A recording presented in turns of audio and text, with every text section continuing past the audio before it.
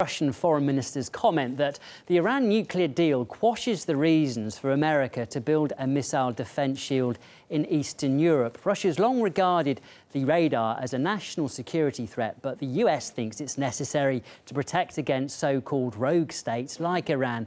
With us now is Anoush Ehteshami, a professor of international relations and head of the School of Government and International Affairs at Durham University. Thank you very much for joining us this evening.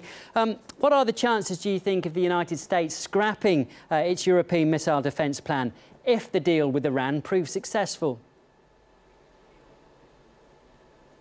I think we are a long way from that one. Frankly, I think we're a long way from a deal with Iran becoming permanent as well. I think the best we can hope for is for these to go in some sequence.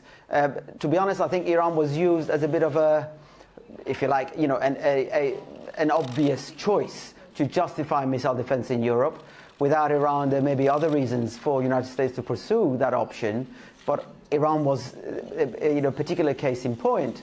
However, beyond that, though, I think there is considerable room for optimism in Russia and the United States beginning to converge on a wide range of issues, putting the missile defense aside for a moment, around the Russian periphery and certainly in the Middle East. The announcement, for example, of Geneva II talks about Syria in January is positive. I note that Russian, American and UN officials met in Geneva on the back of the conversations that we're having over Iranian nuclear negotiations. And if the first, the negotiations have gone so well, then we can hope that they will continue to build on this confidence generated to resolve other issues such as missile defense. Yeah, as I said, and let's just talk about this. Let's just talk about this missile defense, because you mentioned earlier there that you think that this deal with Iran is a long way off becoming successful. Why are you sceptical about that?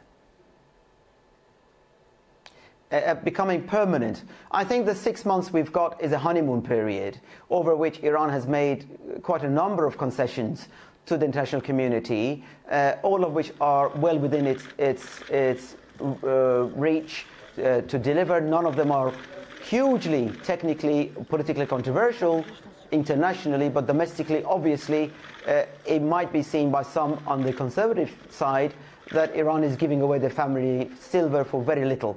As you know, the financial gains for Iran are just under $7 billion for a 6-month period, just over $1 billion a month, which is a small fry given Iran's major economic problems. But this is very much, both parties have made clear, part of a confidence building process, and that is exactly what they're doing.